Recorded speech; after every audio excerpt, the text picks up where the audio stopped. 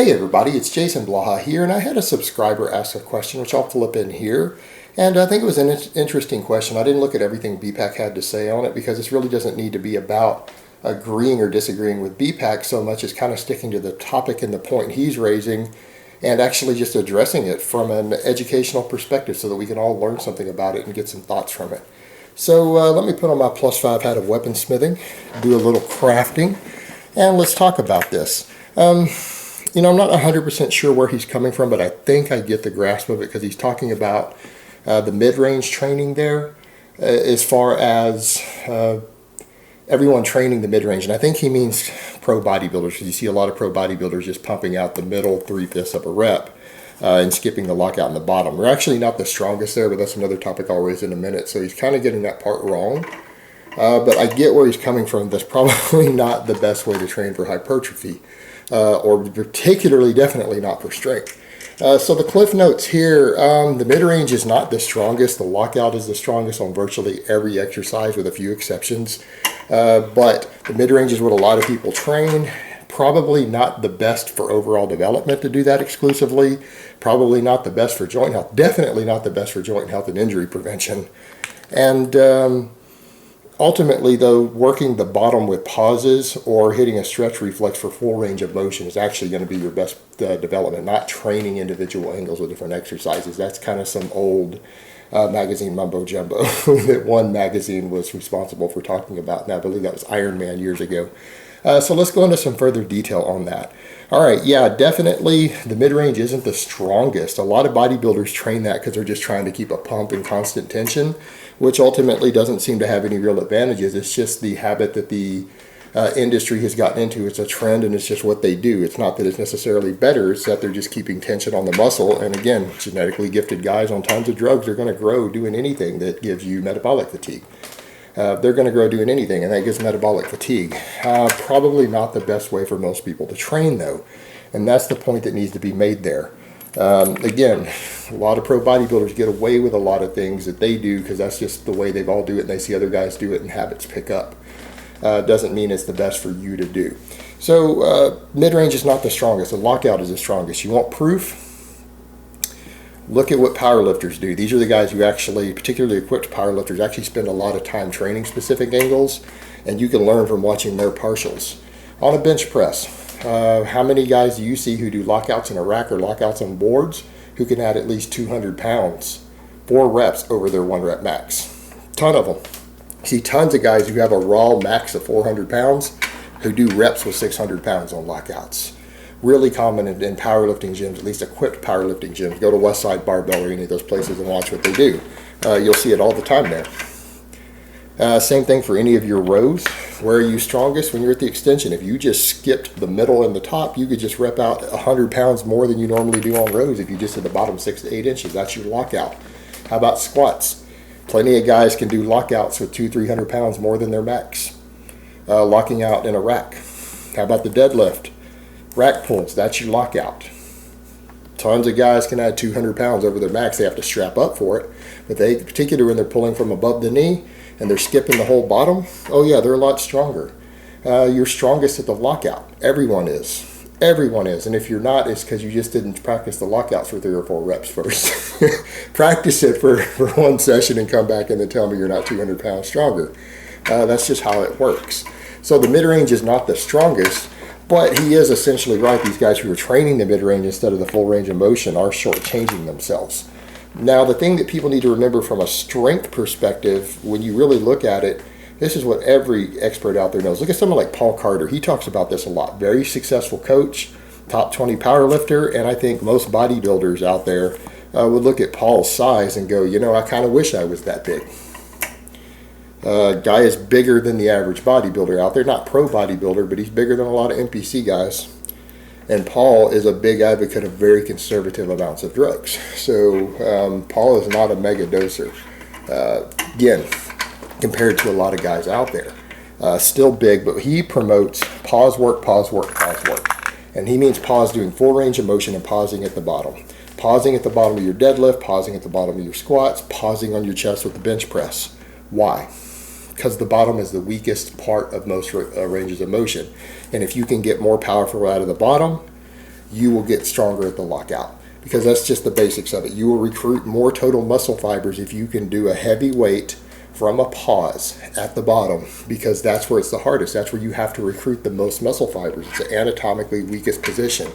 Most guys who fail a lockout on an exercise, and he's noted this over the years, is because they're too slow out of the bottom. That once you get the weight started fast enough, it's just a matter of continuing to recruit fibers to keep the momentum going. And once you do that, you're good.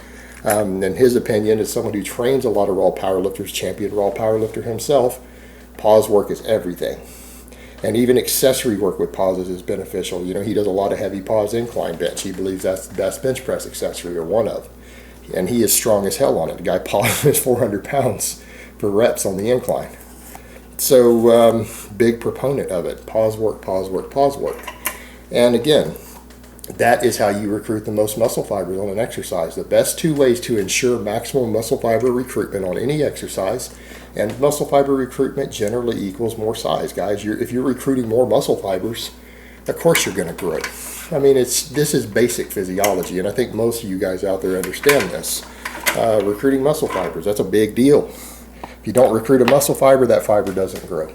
If you don't fatigue that fiber, it doesn't grow. It's pretty straightforward. Well, the pausing at the bottom causes you to have to recruit more muscle fibers to get the weight moving, and then you of course continue to recruit them to keep accelerating it. Training the lockouts or the mid-range, you're skipping the most difficult part of the range of motion that actually oftentimes stretches the muscle the most, and oftentimes requires the most muscle fibers to get the weight started. Tell me what's harder, you know, doing a bounce on the deadlift or pausing for 2 seconds at the bottom and doing a full reset on every rep. That's harder. Same with the bench press. You tell me what you think builds your chest faster, recruits more fibers in your chest.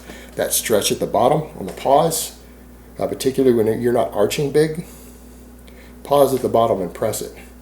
Practice doing that with sometimes 10% less weight than you're normally using, and you haven't done that before, and then come back and tell me your chest isn't getting an extreme pump from it.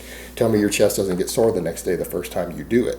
Again, you're hitting areas and muscle fibers that you're not normally recruiting, so you're going to tend to get sore the first time or two you do it. Again, just look at the physiology of it. So that's how you do it, or you hit a myostatic reflex. You stretch a movement at the bottom and then immediately reverse it in a way that recruits more muscle fibers. There's data on that a stretch reflex can recruit more muscle fibers. Well, how about with dumbbells? You can get a myostatic reflex for chest presses on dumbbells by stretching them at the bottom, immediately reversing them. You can do the same thing for a bicep with an incline curl. There's certain tricep exercises that will do that. There's a lot of muscle groups you can hit with both compounds and isolations that can get a stretch reflex. The stretch reflex is shown to recruit more muscle fibers through the full range of motion. So generally speaking, if you're trying to maximize muscle fiber recruitment, yeah, you need to hit all positions, but it's not about worrying about individual exercises for the lockout and stuff. Everyone's strongest at the lockout. You don't need to focus on the lockout. If anything, that's going to tend to make you weaker at the bottom because you're taking time away from training at the bottom. Anything that lets you do either a pause at the bottom of an exercise, or that lets you get a stretch reflex at the bottom of the exercise, and then you go through full range of motion afterwards, that's what's going to give you the most muscle fiber recruitment through the different points and positions of power there. And again, I'm not an advocate for most people of doing lockout work. That's a whole nother topic though. So I'm not, hopefully Ben's not telling people they need lockout specific exercises, because you don't unless your sport calls for it. In terms of just hypertrophy and overall strength, you're going to be better doing full range of motion and either focusing on a pause at the bottom or getting a stretch reflex. Now, as far as joint health goes, partials are the worst way to go. If your goal is to not injure your joints, or you want the healthiest, strongest joints possible, you need to go through the maximum safe range of motion. Now, there are exercises to which full range of motion may not be safe, such as the weighted dip. That's an example to where you are actually capable of going low enough on that exercise that it's actually bad for the joint. It extends beyond the natural range of motion. But a bench press, a squat, an exercise like that, you can't. How about a curl? There's no way to do a curl or a tricep extension in which you extend beyond the safe, healthy range of motion. It's just impossible unless you're double jointed. So all of these exercises, by skipping parts of the range of motion, you're actually weakening the joint, because joints function best if they are trained through the full range of motion, the full safe range of motion, consistently, they tend to get stronger through the full range of motion because, again, joint angle specificities, it tends to keep them flexible and mobile. The exception being when you're doing stupid things to where you excessively tax the joints, or too many wraps. Wrapping up joints too much can actually injure them if it's a mobile joint. So that's a lot of times where you see people who have joints that hurt is because they wrap them up too much. Elbow wraps, knee wraps. Shoulder joints get injured, of course, by muscle imbalances and improper technique, but I've got whole videos on that. But as a general rule, things like your hips, your elbows, your knees, all of these various joints are going to tend to be healthiest if you train them through the full range of motion, not doing partials. And sorry about that. I had to sneeze there. And you don't excessively tax those joints with either excessive volume or failure to deload. That's usually what's going to give you the best joint health. And joint health is what's going to keep you in the game the longest. I mean, if you can keep your joints healthy and mobile and pain-free, you're going to be more consistent in your ability to train and to train hard. And if you can do that over time, obviously you're going to get the best results possible. Because injuries, nagging pains, things like that can set you back, and setbacks reduce consistency, and reducing consistency always reduces gains in the long term.